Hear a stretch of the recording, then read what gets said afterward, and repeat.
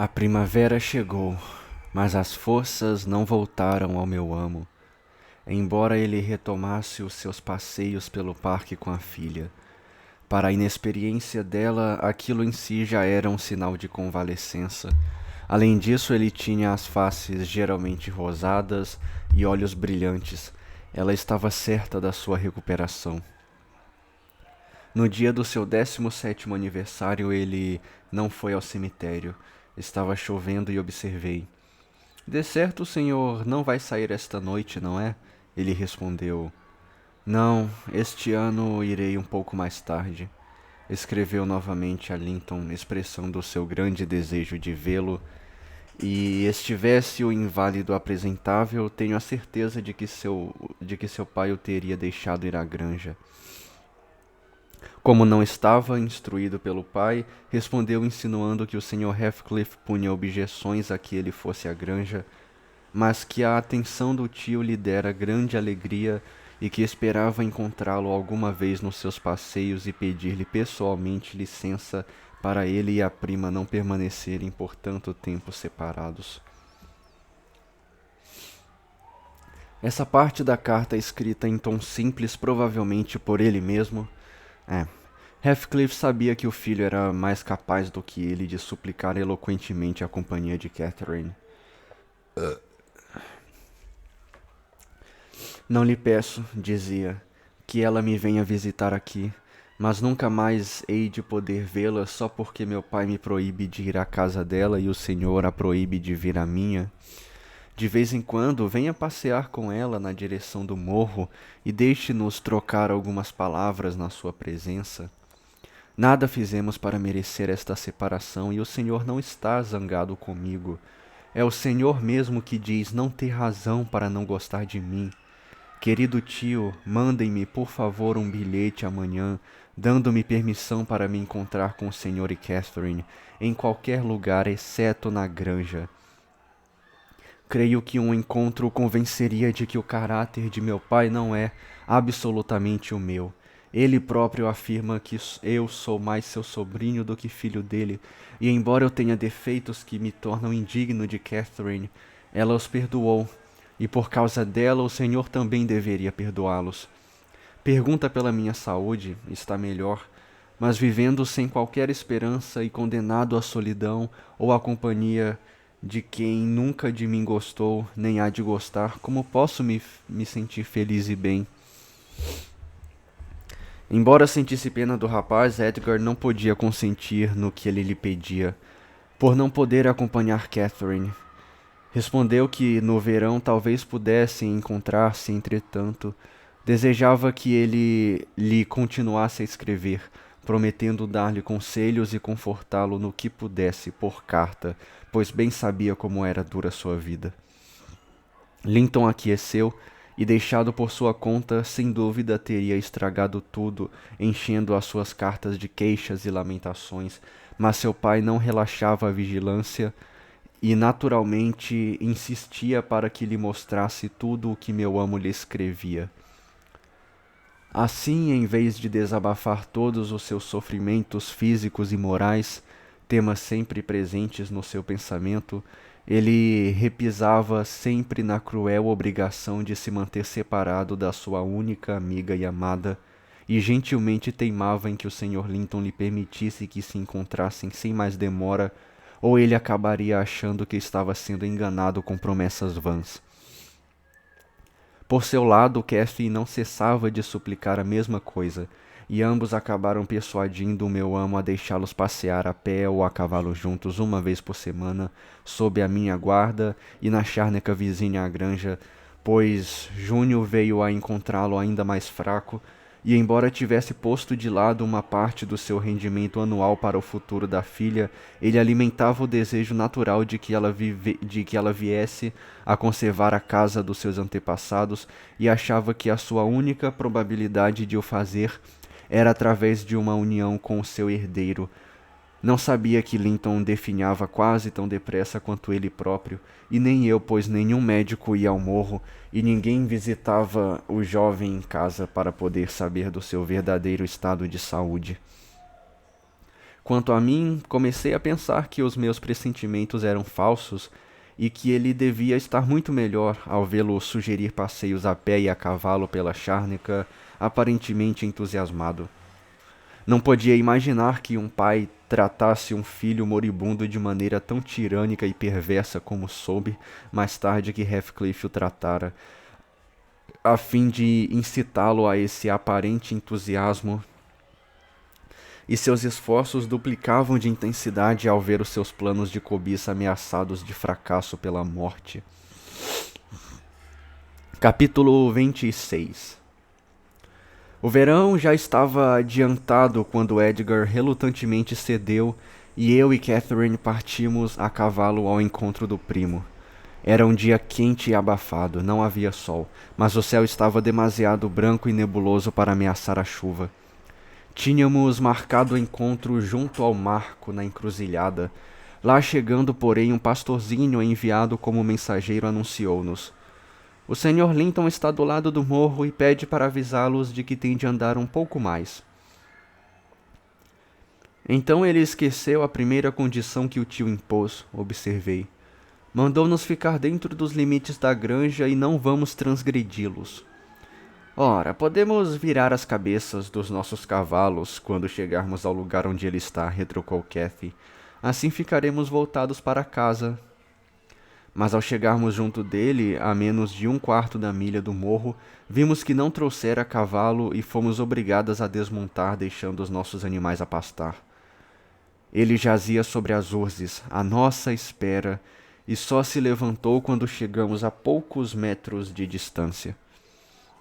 Encaminhou-se para nós de maneira tão cambaleante e com um ar tão pálido que logo exclamei: "Ah, Sr. Heathcliff, está com um aspecto tão mau?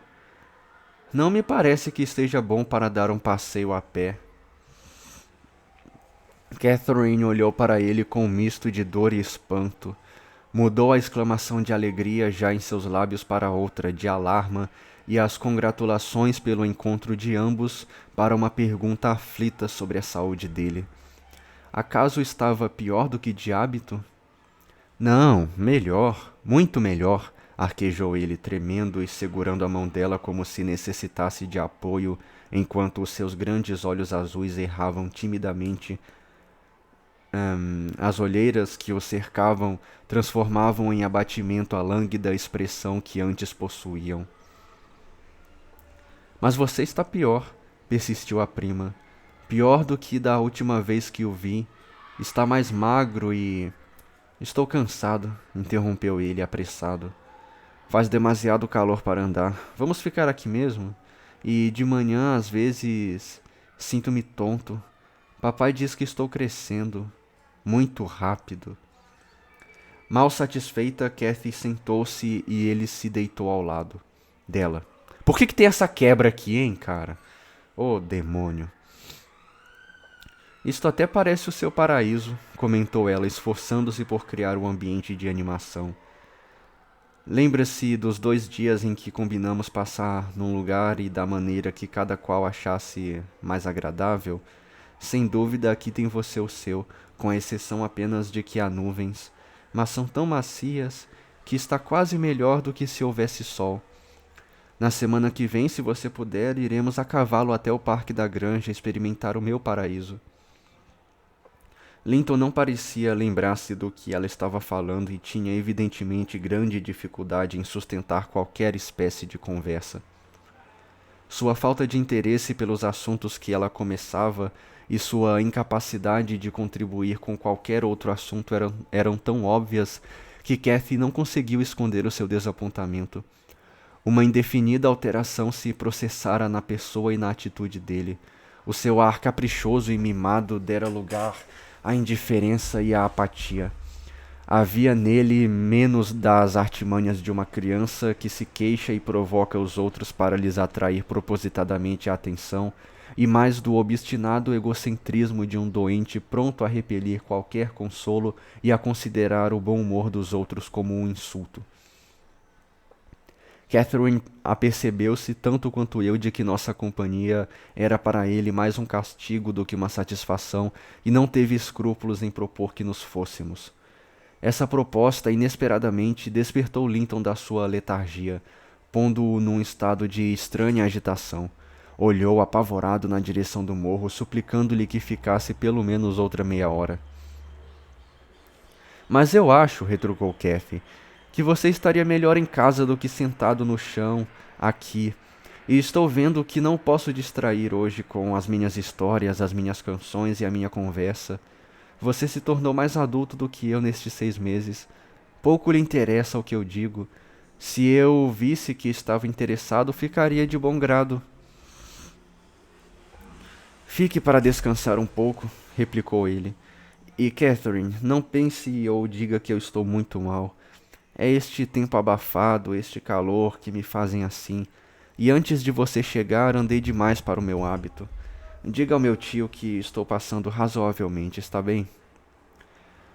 Vou lhe dizer que você acha que está, Linton. Não poderia afirmar que isso é verdade, observou a minha jovem ama, espantada com a insistência dele em algo que se via não ser verdade. E volte na próxima quinta-feira, continuou ele, evitando o olhar dela. Agradeça-lhe por ter permitido que você viesse, agradeça-lhe da minha parte, Catherine. E se por acaso encontrar o meu pai e ele lhe perguntar a meu respeito, não lhe diga que estive tão calado. Não fique com esse ar triste e desanimado, ele ficará furioso. Não me importa nada que ele fique furioso, exclamou Catherine, imaginando ser ela mesma a vítima dessa fúria. Mas a mim importa, retrucou o primo, estremecendo. Não o irrite contra mim, Catherine. Você não sabe como ele é. Por acaso o maltrata, Sr. Heathcliff? Perguntei.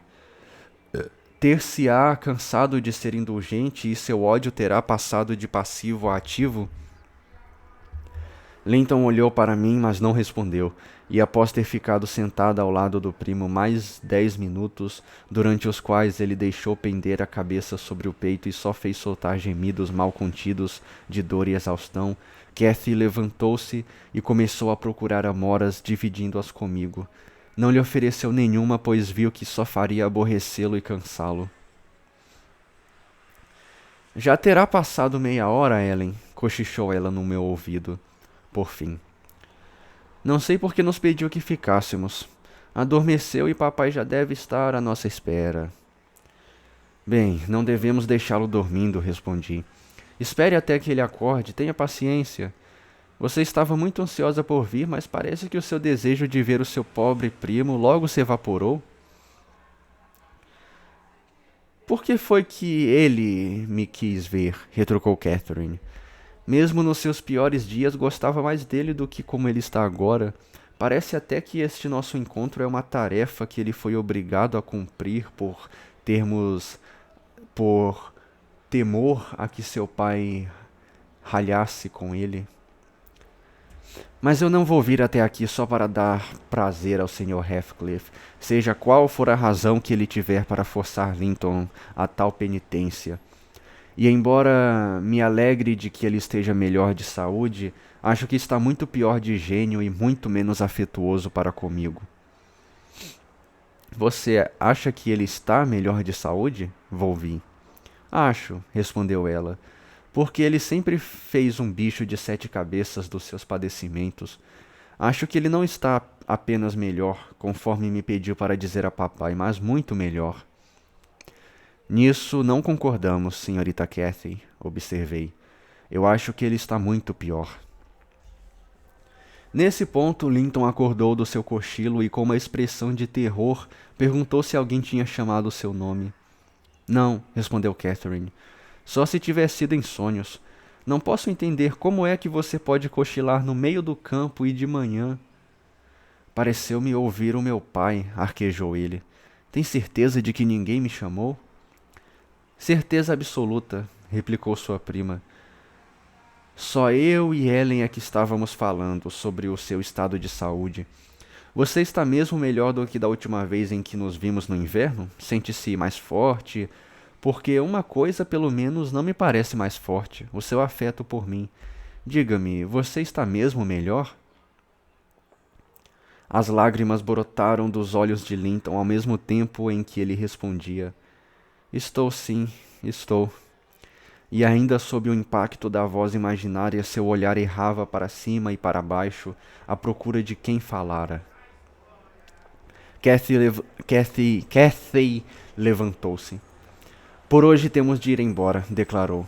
Não escondo que fiquei muito decepcionada com este nosso encontro, embora não vá dizer nada a ninguém. E olhe que não tenho medo do Sr. Heathcliff. Fale baixo, murmurou Linton. Pelo amor de Deus, fale baixo, ele está vindo. E agarrou-se ao braço de Catherine, tentando detê-la, mas ao ouvir aquilo, ele se apressou a chamar Minnie, que lhe obedecia como se fosse um cão. Voltarei na próxima quinta-feira, gritou, pulando para a cela. Até lá. Até lá? Depressa. Ellen! Não entendi.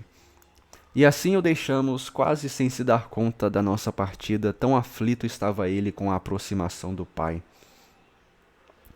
Antes de chegarmos a casa, a frustração de Catherine já se transformara num perplexo sentimento de pena e de dúvida quanto ao estado físico e social de Linton. Dúvida que também eu partilhava, embora a aconselhasse a não fazer comentários, pois um segundo encontro nos daria melhores bases para julgar. Meu amo pediu que lhe relatássemos o encontro. Cathy transmitiu-lhe os agradecimentos do primo e pouco falou do resto. Eu também, pois não sabia o que ocultar e o que revelar. Capítulo 27. 7 dias se passaram, cada qual marcando o seu curso pela rápida alteração do estado de saúde de Edgar Linton. O estrago que os meses até ali tinham feito era agora superado pela ação dos dias e das horas. Ainda nos esforçávamos por iludir Catherine, mas a sua inteligência viva recusava-se a aceitar essa ilusão. Adivinhava em segredo a terrível possibilidade que aos poucos se ia transformando em certeza e afligia-se com isso. Quando a quinta-feira chegou, ela não teve coragem de falar no passeio. Eu o fiz por ela e obtive permissão para levá-la a passear, pois a biblioteca onde o meu amo passava uma pequena parte do dia, o breve período em que tinha forças para estar sentado, e o quarto dele haviam se tornado todo o seu mundo. Ele chorava todos os momentos em que não estava cuidando do pai, ou sentada a seu lado.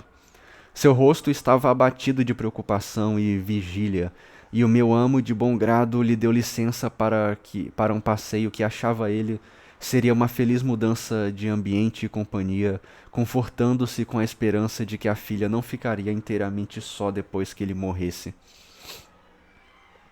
Tinha ele a ideia fixa, ao que deduzia através de vários comentários, de que da mesma forma que o sobrinho se assemelhava a ele fisicamente, também se pareceria a ele em espírito, pois as cartas de Linton deixavam transparecer pouca ou nenhuma indicação dos seus efeitos de caráter, e eu, por uma fraqueza perdoável, hesitava em corrigir-lhe o engano, perguntando a mim mesma que vantagem havia em perturbar-lhe os últimos momentos com revelações de coisas que ele não tinha tempo nem poder para alterar. Deixamos o nosso passeio para a tarde, uma dourada tarde de agosto, com o ar dos morros tão cheio de vida que até dava a impressão de que quem o respirasse, embora moribundo, reviveria. O rosto de Catherine era como a paisagem, as sombras e o sol passando por ele em rápida sucessão, mas as sombras perduravam mais e o sol era mais passageiro, e o seu pobre coraçãozinho censurava até mesmo aquele transitório esquecimento dos seus cuidados. Avistamos Linton esperando-nos no mesmo lugar da semana anterior. Minha jovem ama desmontou, dizendo-me que, como estava resolvida a não demorar nada, seria melhor que eu segurasse o pônei e permanecesse a cavalo. Não concordei. Não queria correr o risco de perdê-la de vista nem mesmo um minuto, e subimos juntas a encosta coberta de urze. O rapaz recebeu-nos com maior animação do que da outra vez, embora não fosse uma animação provocada pela alegria ou pelo entusiasmo. Parecia mais causada pelo medo. É tarde, exclamou, falando em frases curtas e com dificuldade. Seu pai não está muito doente? Pensei que você não viesse. Por que é que você não é franco? Perguntou Catherine, engolindo o desapontamento. Por que não diz logo que não me quer? Eita, que não me quer ver mais? É estranho, Linton, que pela segunda vez você me tenha feito vir até aqui aparentemente só com o fim de nos aborrecer e sem qualquer motivo. Linton estremeceu e olhou para ela, meio suplicante e meio envergonhado, mas a paciência da prima não era suficiente para suportar aquele comportamento enigmático. Meu pai está doente, disse ela. Por que me tirar então da sua cabeceira? Por que você não mandou recado liberando-me da promessa, se não desejava que eu a mantivesse? Vamos, quero uma explicação. Brincadeiras e bobagens estão completamente fora dos meus pensamentos e não posso perder tempo atendendo a seus caprichos. Os meus caprichos? Murmurou ele. Quais são eles? Pelo amor de Deus, Catherine, não fique tão zangada. Despreze-me à vontade. Sou um covarde, um desgraçado, mereço todo o desprezo, mas não mereço a sua zanga. Odeio meu pai, mas despreze-me apenas. Tolice! Exclamou Catherine, fora de si. Rapaz bobo, pateta, veja! Treme como se eu fosse realmente tocá-lo. Não precisa pedir que o desprezem, Linton. Todo mundo desprezará espontaneamente. Vá-se embora, vou voltar para casa. É loucura tirá-lo de junto da lareira e fingir. Fingir o quê? Largue o meu vestido. Se eu tivesse pena de você por estar chorando com esse ar tão apavorado, você desprezaria esse meu sentimento. Ellen, faça-o ver como está ridículo. Levante-se, não queira parecer um réptil abjeto. Com o rosto lavado em lágrimas e uma expressão de agonia, Linton jogara o seu corpo frágil no chão e parecia convulsionar de terror. Oh, soluçou. Não posso, Catherine, Catherine. Sou um traidor e não ouso dizer-lhe, mas se você me abandonar, eu serei morto. Minha querida Catherine, a minha vida está nas suas mãos. Você disse que me amava, e se isso fosse verdade, tudo estaria bem. Você fica então, minha boa, minha doce Catherine, e talvez você consinta e ele me deixe morrer com você. Ao ver a angústia dele, a minha jovem ama inclinou-se para levantar o primo. O velho sentimento de ternura e indulgência sobrepujara a sua irritação, e ela ficou comovida e alarmada. Consentir em quê? Perguntou. Em ficar? Diga-me o que quer dizer tudo isso e ficarei. Você contradiz as suas próprias palavras e me põe fora de mim. Fique calmo, seja franco e confesse de uma vez por todas o que tanto o preocupa. Você me faria sofrer, Linton? Faria? Não permitiria que nenhum inimigo me fizesse mal se pudesse evitá-lo, não é? Acredito que você seja covarde, mas nunca um traidor da sua melhor amiga. Mas o meu pai ameaçou-me, arquejou o rapaz, torcendo os dedos finos. E eu tenho medo dele, tenho medo. Não me atrevo a contar. Está bem, exclamou Catherine, num misto de dó e desprezo. Guarde o seu segredo. Eu não sou covarde. Poupe-se você mesmo, eu não tenho medo. A magnanimidade dela fez com que ele chorasse. Chorou copiosamente, beijando-lhe as mãos que o apoiavam, mas não conseguiu criar coragem para falar. Eu estava pensando que mistério seria aquele e resolvida a que Catherine, por minha vontade, não sofresse por causa dele ou de qualquer outra pessoa, quando ouvindo passos na urze levantei a cabeça e vi o Sr. Heathcliff já quase junto de nós, descendo do morro. Não olhou para os dois jovens, embora eles estivessem suficientemente perto para que ouvisse os soluços de Linton, mas saudando-me no tom quase alegre que só usava para comigo e cuja sinceridade eu não podia evitar pôr em dúvida, disse: Que novidade vê-la tão perto da minha casa, Nelly. Que tal vão as coisas na granja? Conte-nos. Dizem, acrescentou num tom de voz mais baixo, que Edgar Linton está à morte? Talvez exagerem a gravidade da sua doença. Não, meu amo está mesmo morrendo, respondi. Será uma tristeza para todos nós, mas uma bênção para ele. Quanto tempo pensa que ele vai durar? Perguntou. Não sei, retruquei. Porque, continuou ele, olhando para os dois jovens, aparentemente transformados em estátuas, Linton dava a impressão de não ousar mexer-se, nem mesmo erguer a cabeça, e Catherine não podia mover-se por causa dele. Por que esse rapaz aí parece determinado a derrotar-me e eu gostaria muito de que o tio dele andasse depressa e fosse antes do sobrinho? Ei, esse idiota tem se portado sempre assim? Eu já lhe ensinei a se arrastar pelo chão? É uma pergunta ou uma exclamação? Tá com exclamação, mas parece que é pergunta. Costuma mostrar-se animado na companhia dela? Animado? Não, tem se mostrado muito desanimado, respondi. A julgar pela aparência, eu diria que em vez de andar passeando com a namorada, ele deveria estar, mais era estar na cama aos cuidados de um médico. E estará dentro de 1 ou 2 dias, murmurou Heathcliff. Mas primeiro levante-se, Linton, levante-se, gritou. Não se esfregue pelo chão, levante-se já! Linton caíra novamente no chão, noutro paroxismo de medo causado ao que tudo indicava pelo olhar que o pai lhe lançara. Nada mais havia que lhe pudesse provocar tal reação. Fez vários esforços para obedecer, mas as suas poucas forças pareciam aniquiladas e caiu para trás com um gemido. O Sr. Heathcliff avançou e levantou-o, apoiando contra uma saliência relvada.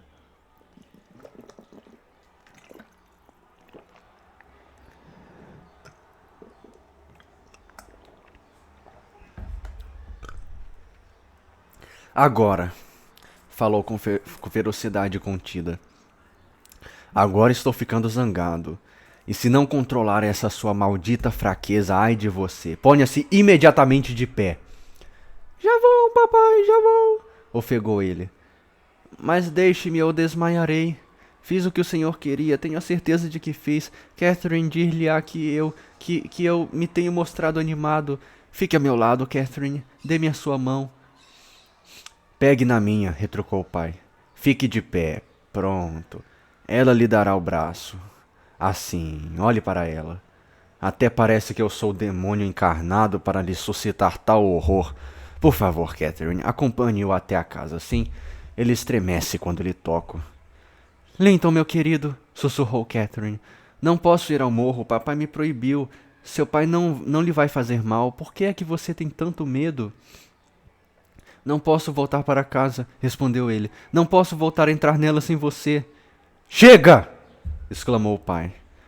Vamos respeitar os escrúpulos filiais de Catherine. Nelly, entre com ele e eu seguirei imediatamente o seu conselho de chamar o médico. O senhor faria bem, repliquei, mas eu tenho de ficar com a menina. Cuidar do seu filho não me compete. Você é muito severa, disse Heathcliff. Eu sei disso. Mas vai me obrigar a beliscar o bebê e fazê-lo gritar para provocar a sua piedade. Vamos, meu herói, quer voltar para casa acompanhado por mim? E avançou mais uma vez como se fosse pegar o rapazinho, mas recuando, Linton agarrou-se à prima e implorou-lhe que o acompanhasse num tom frenético que não admitia negativa. Por mais que eu desaprovasse a sua ida, não podia impedi-la. Na verdade, como podia ela ter se recusado? O que o enchia de pânico, nós não tínhamos meios de descobrir. Mas lá estava ele, apavorado, a ponto de parecer idiotizado. Chegamos à porta principal. Catherine entrou e eu fiquei esperando que ela tivesse conduzido o doente para uma poltrona e voltasse logo, quando o Sr. Heathcliff, empurrando-me para a frente, disse: Minha casa não está assolada por nenhuma praga, Nelly, e estou com vontade de ser hospitaleiro. Sente-se e deixe-me fechar a porta. Dito isso, fechou-a e trancou-a. Estremeci. Vocês vão tomar chá antes de irem para casa, acrescentou. Estou sozinho. Harrington foi levar umas cabeças de gado a Liz e Zilla e Joseph estão de folga. Embora eu esteja acostumado a ficar sozinho, prefiro uma boa companhia. Catherine, sente-se ao lado dele. Ofereço-lhe o que tenho. O presente não vale muito a pena, mas nada mais tenho para oferecer. Refiro-me a Linton. Como ela me olha, é estranho o sentimento de fúria que se apossa de mim contra quem parece temer-me. Se eu tivesse nascido onde as leis são menos estritas e os gostos menos delicados, divertir-me-ia ao serão com uma lenta vivissecção desses dois. Não entendi nada que isso aqui quis dizer. Respirou profundamente, bateu com o punho na mesa e praguejou para si mesmo. Com 1000 diabos eu os odeio. Não tenho medo do senhor, exclamou Catherine, que não tinha ouvido a última parte da conversa. Aproximou-se com os olhos negros brilhantes de indignação. Dê-me essa chave, quero sair daqui, gritou. Nem que estivesse morrendo de fome eu comeria ou beberia aqui. Heathcliff tinha a chave na mão que permanecia fechada sobre a mesa. Olhou para ela, tomado de surpresa ante a sua audácia ou, talvez lembrando-se através da voz e do olhar da pessoa com quem ela a tinha herdado. Catherine estendeu a mão e quase conseguiu tirar a chave dos dedos dele, mas aquele gesto trouxe-o de volta ao presente. Catherine Linton, ameaçou ele. Cuidado ou acabo jogando-a no chão e a senhora Jean ficará furiosa. Sem lhe dar ouvidos, ela agarrou novamente a mão dele. Havemos de sair, repetiu, envidando todos os esforços para fazê-lo soltar a chave, e ao ver que as unhas não bastavam, apelou para os dentes. Heathcliff lançou-me um olhar que evitou qualquer interferência da minha parte. Catherine estava demasiado atenta aos dedos dele para reparar no seu rosto. De repente ele abriu a mão e soltou a chave, mas antes que ela a pudesse pegar, ele a agarrou com a mão livre e, puxando-a para si, administrou-lhe com a outra mão a quantidade de tapas nas orelhas, cada qual suficiente para levar a cabo a sua ameaça, se houvesse ela podido cair. Ao ver aquela violência, atirei-me sobre ele furiosa. Seu canalha! Gritei. Seu canalha! Mas uma pancada no peito silenciou-me. Sou forte, mas fico logo sem ar. Além do mais, com a raiva cambaleei para trás, sentindo-me prestes a sufocar ou a arrebentar uma artéria. A cena não durou mais do que 2 minutos. Assim que viu solta, Catherine levou as mãos às têmporas, como se não estivesse bem certa de que ainda tinha orelhas. Tremia, pobrezinha, e apoiava-se à mesa com ar apavorado. Como vêem, eu sei lidar com crianças, disse o patife enquanto se abaixava para apanhar a chave que caíra no chão. Vá ter com Linton como lhe ordenei, e chore à vontade. Amanhã serei seu pai. O único pai que você terá dentro de alguns dias, e então vai ver com quantos paus se faz uma canoa. Você não é nada fraquinha, e se voltar a mostrar a um diabo de gênio como ainda há pouco mostrou, terá uma dose diária de pancadas. Em vez de correr para Linton, Cathy dirigiu-se para mim. Ajoelhou-se e pôs o rosto em brasa no meu regaço, chorando alto. Seu primo encolhera-se a um canto do sofá, mais quieto que um rato, congratulando-se, creio, pelo fato de o pai ter batido na prima e não nele. Vendo-nos a todos atônitos, o Sr. Heathcliff levantou-se e tratou de preparar ele mesmo o chá. As xícaras e os pires foram postos na mesa. Ele mesmo serviu o chá e me passou uma xícara. Lave a sua bile, falou ele, e sirva a atrevida da sua menina e meu rapaz. Não tem veneno, embora eu tenha preparado. Vou sair para buscar os cavalos. O nosso primeiro pensamento assim que ele saiu foi procurar uma saída qualquer. Experimentamos a porta da cozinha, mas estava trancada por fora. Olhamos para as janelas, eram demasiado estreitas para dar sequer passagem à fina silhueta de Cathy. Sr. Linton, falei, vendo que estávamos virtualmente prisioneiras. De certo sabe qual a intenção do seu diabólico pai e vai nos dizer qual é, ou lhe encho as orelhas de tapas como ele fez com a sua prima. Sim, Linton, precisa nos dizer, falou Catherine. Foi por sua causa que eu vim e você será muito ingrato se não disser.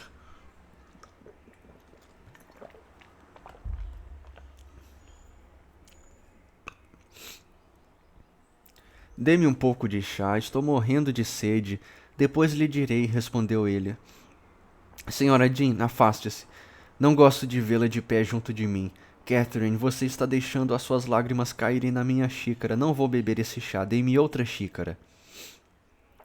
Catherine obedeceu e enxugou o rosto. Senti-me enjoada com aquela compostura daquele pobre diabo que já não parecia apavorado.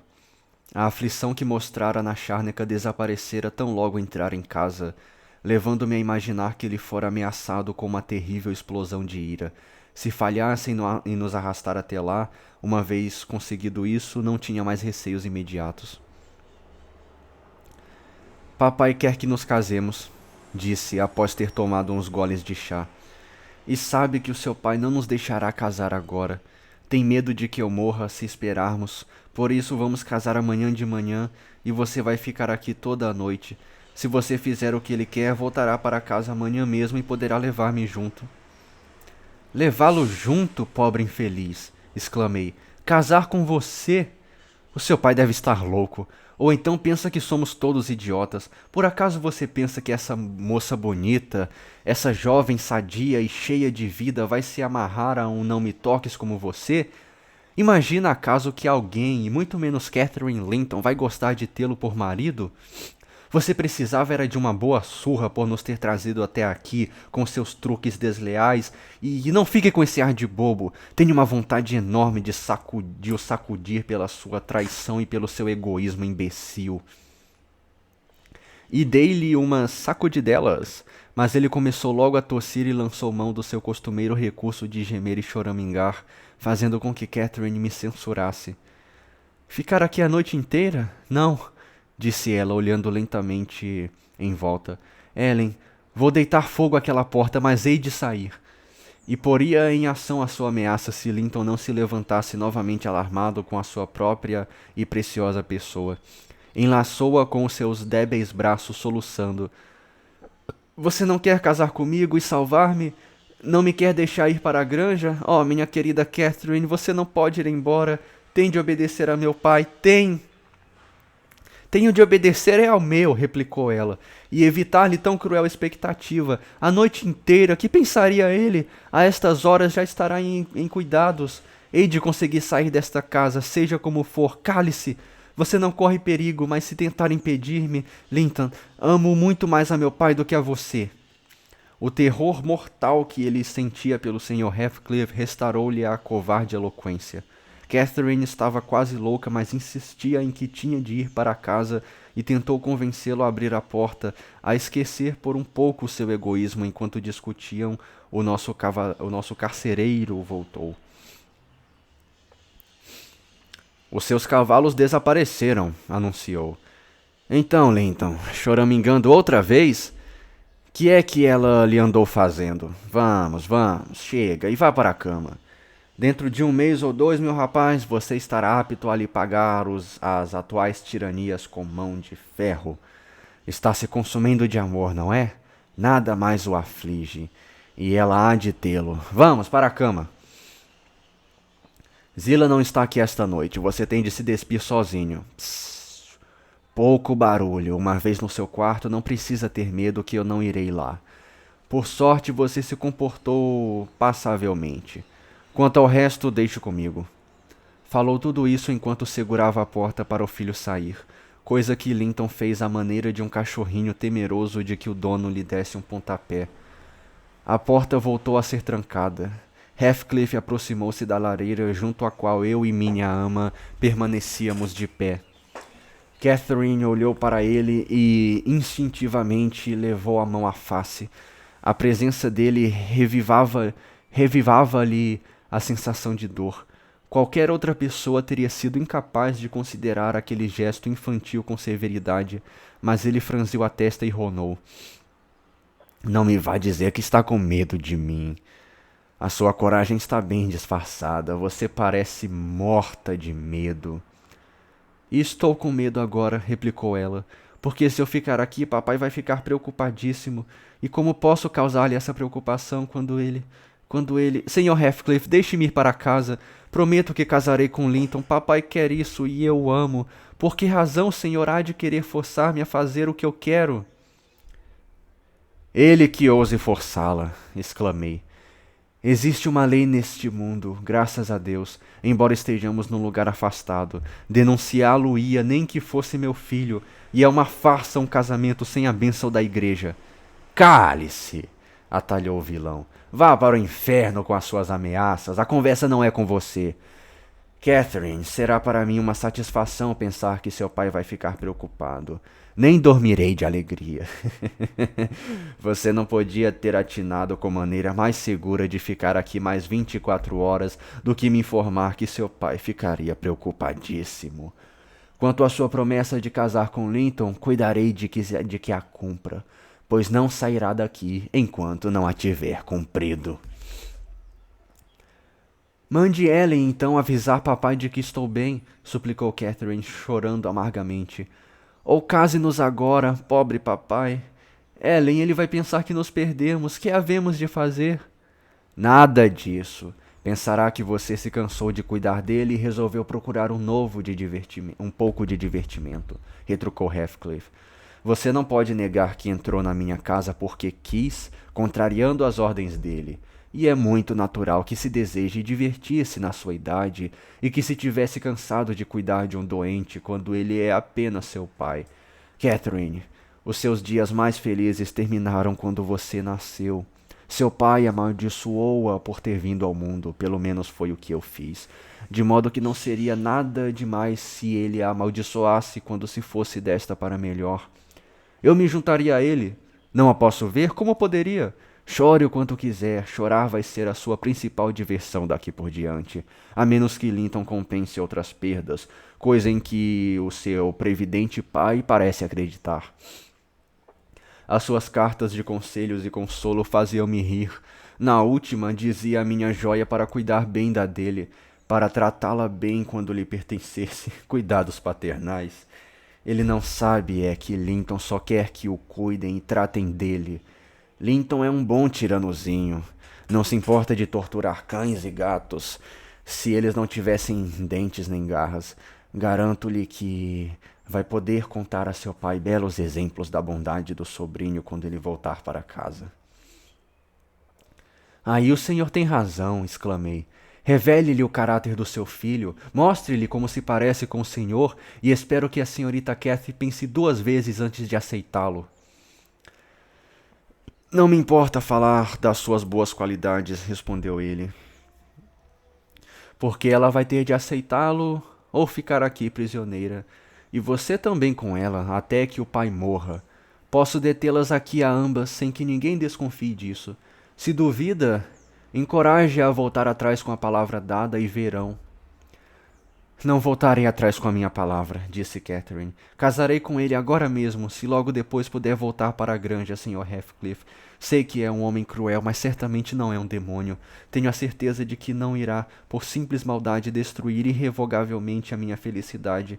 Se papai pensasse que eu tivesse deixado de propósito e morresse antes que eu voltasse, como poderia eu continuar a viver? Já desisti de chorar, mas vou me ajoelhar aqui aos seus pés, e não me levantarei e não tirarei os meus olhos do seu rosto enquanto não olhar para mim. Não, não vire o rosto. Olhe. Nada verá o que o irrite. Eu não o odeio. Não estou sequer zangada porque o senhor me bateu. Nunca amou ninguém na sua vida, tio. Nunca. Ah, o senhor tem de olhar para mim. Estou tão desesperada que o senhor não pode deixar de me lastimar e ter pena de mim. Tire esses dedos de cima de mim e afaste-se ou lhe dou com o pé, exclamou Heathcliff, repelindo-a brutalmente. Preferia ser abraçado por uma serpente. Como diabos você pode pensar em me agradar? Eu a detesto. E sacudiu-se todo como se tomado de repulsa física, empurrando a cadeira para trás enquanto eu me levantava e o cobria de imprecações. Mas tive de calar-me ante a ameaça de ser posta num cárcere privado. Estava ficando escuro e ouvimos vozes no portão do jardim. Heathcliff saiu para ver o que era. Tinha a cabeça fria, coisa que nós não tínhamos. Falou durante alguns minutos e depois voltou sozinho. Pensei que fosse o seu primo Harrington, comentei com Catherine. Oxalá ele viesse logo, quem sabe ele não ficaria do nosso lado. Eram 3 criados mandados da granja para buscá-las, falou Heathcliff, que me ouvira. Você devia ter aberto a gelosa e ter gritado, mas juro que essa lambisgoia está contente por você não ter feito. Tenho certeza de que está feliz por ser obrigada a ficar. Ao saber da oportunidade que perdêramos, ambas demos vazão ao nosso desespero e ele nos deixou chorar até às 9, quando nos mandou subir através da cozinha para o quarto de Zillah. Murmurei a Cathy que obedecesse. Talvez pudéssemos sair pela janela ou passar para uma mansarda e sair pela claraboia. Mas a janela, como as do andar de baixo, era estreita e o alçapão que levava à mansarda estava trancado. Nenhuma das duas se deitou. Catherine sentou-se junto à janela esperando ansiosamente a manhã. Um profundo suspiro foi toda a resposta que pude obter às minhas sugestões de que tentasse escapar. Instalei-me numa cadeira de balanço e passei em revista todas as minhas quebras de dever, das quais verificava de repente se originavam todas as desventuras dos meus amos. Na realidade não era esse o caso, bem sei, mas a minha imaginação culpava-me de tudo naquela horrível noite, a ponto de achar o próprio Heathcliff menos culpado do que eu. Às 7 horas ele subiu e perguntou se Catherine já se tinha levantado. Ela correu imediatamente para a porta e respondeu, já. Abriu a porta e puxou-a para fora. Levantei-me para acompanhá-la, mas ele passou a chave na fechadura. Exigi que me soltasse. Tenha paciência, replicou. Mando-lhe o de jejum daqui a pouco. Bati na porta e tentei arrebentar a fechadura. Catherine perguntou por que motivo eu tinha de permanecer trancada. Ele respondeu que era só mais 1 hora e ouvi-os afastando-se. 2 ou 3 horas se passaram até que finalmente ouvi passos, mas não os de Heathcliff. Trouxe umas coisas para você comer, disse uma voz. A porta se abriu e Harrington apareceu diante de mim, trazendo comida suficiente para todo o dia. Pegue ela, falou, passando-me a bandeja. Fique só um pouco, pedi. Não, respondeu ele, e foi-se embora apesar das minhas súplicas. E ali fiquei eu, fechada o dia inteiro e toda a noite seguinte, e mais outro dia e outra noite. Ao todo, fiquei prisioneira durante 5 noites e 4 dias, sem ver ninguém a não ser Harrington, e mesmo assim só de manhã, quando me trazia a bandeja. Ele era um modelo de carcereiro, insensível, mudo e surdo a todas as minhas tentativas de suscitar o seu sentimento de justiça ou compaixão. Capítulo 28. Na quinta manhã, ou melhor, na quinta noite, ouvi passos diferentes aproximarem-se da porta, mais leves e mais curtos. Dessa vez a pessoa entrou no quarto. Era Zillah, envolta no seu chale escarlate com um gorro de seda preta na cabeça e uma cesta pendurada no braço. Ei, senhora Jean! Exclamou. Fala-se muito da senhora em Gimmerton. Pensei que se tinha afogado no pântano de Black Horse e a menina também, até que o patrão me contou que tinham sido encontradas e que ele as tinha alojado aqui. Quanto tempo ficaram no pântano?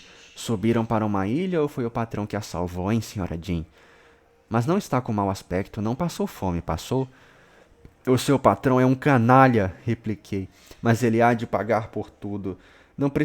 Não precisava ter inventado essa mentira. A verdade acabará por vir à tona. O que quer dizer com isso? Perguntou Zillah. Ele não inventou nada. É o que dizem no povoado, que a senhora e a menina se perderam no pântano. Mal cheguei a casa, chamei Earnshaw. Ei, parece que aconteceu uma desgraça, Sr. Harrington, durante a minha folga. Pobrezinha da menina e da boa Nellie Jean. Nellie. Ele ficou me olhando. Pensei que não soubesse de nada e contei-lhe o que tinha ouvido. O patrão escutou, sorriu e disse: Se estiveram perdidas no pântano, agora já estão salvas, Zillah. Nellie Jean está lá em cima, no seu quarto. Pode lhe dizer para sair quando subir. Aqui está a chave. Bebeu muita água do pântano e queria correr para casa, mas não estava em condições, de modo que resolvi impedi-la de sair enquanto não se acalmasse. Pode dizer-lhe que vá imediatamente para a granja se estiver em condições. Avisar que a sua jovem ama seguirá a tempo de assistir aos funerais do pai. Quer dizer que o Sr. Edgar ainda não morreu? Perguntei. Oh, Zillah, Zillah. Não, ainda não. Sente-se, minha boa Nellie, retrucou ela. Agora sim está com mau aspecto. Ele ainda não morreu. O Dr. Kenneth acha que talvez dure mais um dia. Encontrei-o na estrada e perguntei-lhe. Em vez de me sentar, peguei nas minhas coisas e desci correndo, aproveitando a porta aberta. Ao entrar na sala, olhei em volta à procura de alguém que me informasse a respeito de Catherine. A porta estava escancarada e o sol entrava por ela, mas ninguém parecia estar por perto. Eu hesitava entre sair logo ou voltar em busca da minha ama, quando uma tossezinha seca me fez virar para a lareira. Linton jazia no sofá, sozinho, chupando um pedaço de açúcar candy e seguindo os meus movimentos com um olhar apático. Onde está a Sra. Catherine? Perguntei com voz severa, supondo que por tê-lo apanhado assim a sós, poderia, assustando-o, forçá-lo a dar-me informações. Mas ele continuou a chupar o açúcar com ar inocente. Ela já foi embora? Insisti. Não, respondeu ele. Está lá em cima. Não vá embora, nós não vamos deixar.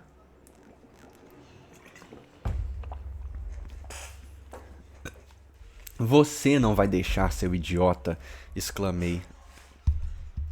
Leve-me imediatamente para junto dela, ou juro que o faço gritar. Papai é que ia fazer você gritar se tentasse chegar junto dela, retrucou ele. Diz para eu não ser mole com Catherine. Ela é minha mulher e é uma vergonha querer abandonar-me. Diz que ela me odeia e que quer que eu morra para ficar com meu dinheiro, mas ela não há de tê-lo e não há de ir para casa, nunca. Pode chorar o quanto quiser e ficar doente que nunca irá para casa. E pôs-se de novo a chupar, fechando os olhos como se quisesse dormir. Sr. Heathcliff, insisti, será que já esqueceu tudo o que Catherine lhe fez no inverno passado, quando lhe declarou que a amava e ela lhe trouxe livros e lhe cantou baladas e muitas vezes desafiou o vento e a neve para o vir visitar? Chorava quando não podia vir, não querendo decepcioná-lo, e você dizia que ela era demasiado boa. Agora, porém, acredita nas mentiras que o seu pai diz, embora saiba que ele detesta ambos e põe-se do lado dele contra ela. Bela gratidão, não acha? Os cantos da boca de Linton descaíram e ele tirou o açúcar candy de entre os lábios. Ela veio até aqui porque eu odiava? Continuei. Pense por si mesmo. Quanto ao seu dinheiro, ela nem sabe que ele existe. Diz que ela está doente, mas deixa-a sozinha, numa casa estranha. Deveria saber o que é ser abandonado à própria sorte, mas não, só sabe compadecer-se dos seus próprios sofrimentos. Ela também se compadecia, mas ninguém se compadecia dela. Derramei lágrimas. Sr. Heathcliff, como vê, eu, uma mulher de meia-idade e simples criada, enquanto você, depois de fingir afeto e de ter razões de sobra para idolatrá-la, poupa as lágrimas para si mesmo e fica aí deitado como se nada estivesse acontecendo. Ah, você não passa de um rapaz egoísta e sem coração. Não posso ficar junto dela, replicou ele irritado. Não aguento ficar com ela. Chora sem parar e não há meio de se calar, mesmo que eu diga que vou chamar o meu pai. Chamei-o uma vez e ele ameaçou estrangulá-la se ela não ficasse quieta, mas ela recomeçou a chorar assim que ele saiu do quarto e passou a noite gemendo e chorando, embora eu gritasse que não podia dormir. O Sr. Heathcliff saiu? Perguntei, percebendo que a infeliz criatura não tinha capacidade de solidarizar-se com a prima. Está no pátio, respondeu ele, falando com o Dr. Kenneth, que lhe disse ser verdade que o meu tio está morrendo. Fico satisfeito porque passarei a dono da granja. Catherine sempre se referiu a ela como sendo a casa dela, mas não é dela, é minha. Papai diz que tudo o que ela tem é meu. Os seus belos livros são meus. Ela disse que os dava a mim, os passarinhos e o pônei, Minnie, se eu fosse buscar a chave do nosso quarto e a deixasse sair. Mas eu respondi que ela não me podia dar nada, pois era tudo meu. Então ela chorou e tirou um camafeu do pescoço e disse que me daria aquilo. 2 retratos dentro de um camafeu de ouro, de um lado a mãe, do outro o meu tio, quando eram jovens. Isso foi ontem. Disse-lhe que aquilo também era meu e tentei arrancar-lhe o camafeu. Mas a terrível criatura não me deixou, empurrou-me e machucou-me. Gritei, isso a assusta. Ela ouviu papai se aproximar e partiu o camafeu ao meio, ficando-me o retrato da mãe dela na mão. Ela tentou esconder a outra metade, mas papai perguntou de que se tratava e eu disse. Ele tirou a minha metade e ordenou-lhe que me desse a dela. Catherine recusou-se e aí ele a jogou ao chão com um tapa, arrancou o medalhão da corrente e esmagou-o com o pé.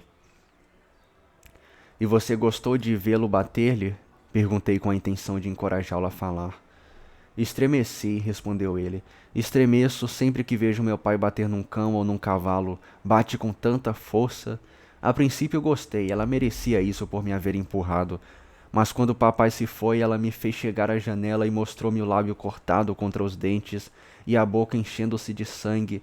Depois juntou os pedaços do retrato do pai e sentou-se com o rosto para a parede. E desde então nunca mais falou comigo. Às vezes penso que ela não pode falar de dor. Não gosto de pensar nisso, mas ela é insuportável, chorando sem parar. E está tão pálida que até parece louca e eu sinto medo dela. Caramba, velho, que pesado, velho. Que pesado. Meu Deus.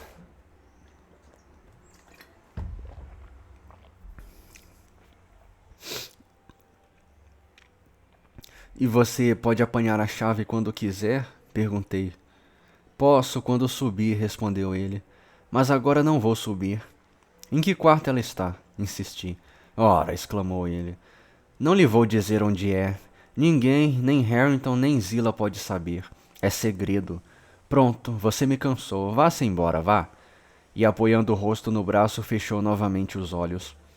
Achei melhor sair sem falar com o Sr. Heathcliff e trazer socorros da granja para a menina. Ao chegar à granja, o espanto dos outros criados e a sua alegria de me ver foram enormes, e quando ouviram dizer que a sua jovem ama estava bem, 2 ou 3 quiseram logo subir a gritar a boa nova à porta do Sr. Edgar, mas eu própria me encarreguei de lhe dar a notícia. Como o achei mudado no decorrer daqueles poucos dias, era a imagem da tristeza e da resignação à espera da morte. Parecia muito jovem, embora a sua idade real fosse de 39 anos. Dava a impressão de ter 10 a menos. Pensava em Catherine, pois murmurou o seu nome. Toquei-lhe na mão e sussurrei. Catherine já vem, querido patrão, está viva e bem. Espero que volte esta noite mesmo. Tremi ante a sua primeira reação à notícia. Ele se soergueu, olhou ansiosamente em volta e desmaiou. Tão logo recobrou sentidos, narrei-lhe a nossa visita forçada e a nossa detenção no Morro dos Ventos Uivantes. Disse-lhe que Heathcliff me obrigara a entrar, o que não era bem verdade. Falei o menos possível contra Linton e não lhe descrevi a conduta brutal do pai dele, pois não queria amargurá-lo e afligi-lo ainda mais. Ele adivinhava que um dos propósitos do seu inimigo era apoderar-se da sua fortuna pessoal e da propriedade para o filho, ou antes para si próprio, porque a razão não esperava que ele morresse. Porque Por que razão não esperava que ele morresse era algo que intrigava o meu amo, que ignorava estar o sobrinho tão perto da morte quanto ele mesmo. Contudo, achou que deveria alterar o seu testamento. Em vez de deixar a fortuna de Catherine à sua disposição, resolveu confiá-la a depositários para seu usufruto enquanto ela vivesse e para o dos filhos, se os tivesse depois que morresse. Dessa maneira, não poderia cair nas mãos de Heathcliff caso Linton falecesse. Assim que recebi essas ordens, mandei um criado buscar o advogado e outros 4 empregados, todos armados, salvarem a minha ama de sua prisão. Tanto um quanto os outros demoraram muito a voltar. O criado que fora Gimmerton regressou primeiro, dizendo que o Sr. Green, o advogado, não estava quando ele chegava à sua casa e que tivera de esperar 2 horas para que voltasse, e que depois o Sr. Green lhe dissera que tinha um caso urgente a resolver no povoado, mas que iria à granja Thrushcross antes que amanhecesse. Os 4 homens também voltaram desacompanhados, anunciando que Catherine estava doente, demasiado doente para sair do seu quarto, e que o Sr. Heathcliff não os deixara vê-la. Passei-lhes uma boa descompostura por terem dado crédito a tal história, porque não poderia transmitir ao meu amo, e resolvi, assim que rompesse o dia, levar uma tropa ao morro e ameaçar invadir a casa a menos que nos entregassem a prisioneira. O pai há de vê-la voltar. Eita, o pai há de voltar a vê-la, jurei. Mesmo que aquele demônio seja morto ao tentar barrar-nos a entrada. Felizmente, Deus quis poupar-me a viagem e as dificuldades. Eu tinha descido às 3 da manhã para buscar um jarro de água e estava passando pelo hall com ele na mão, quando umas fortes pancadas na porta principal quase me fizeram derramar a água. Ora, deve ser Green, pensei, serenando. Só pode ser. E continuei a andar, decidida a mandar que outra pessoa abrisse a porta, mas as batidas continuavam, não com tanta força, mas insistentes. Pousei o jarro e corri a abrir eu mesma. O luar brilhava lá fora. Não era o advogado. A minha queridinha pulou-me para o pescoço, soluçando. Ellen, Ellen, papai ainda está vivo? Está, falei. Está sim, meu anjo. Deus seja louvado por você estar de novo conosco, sã e salva. Ela queria correr, mesmo exausta como estava, escada acima para o quarto do Sr. Linton, mas eu insisti para que se sentasse, fi-la beber uma xícara de chá e lavei-lhe o rosto pálido, esfregando-o depois com meu avental até lhe avivar um pouco a cor. Depois convenci a deixar-me subir primeiro, a fim de anunciar a sua chegada, e implorei-lhe que dissesse ao pai que seria muito feliz com o jovem Heathcliff. Ela olhou para mim, mas logo compreendeu por que razão eu a aconselhava a mentir, e garantiu-me que não se queixaria.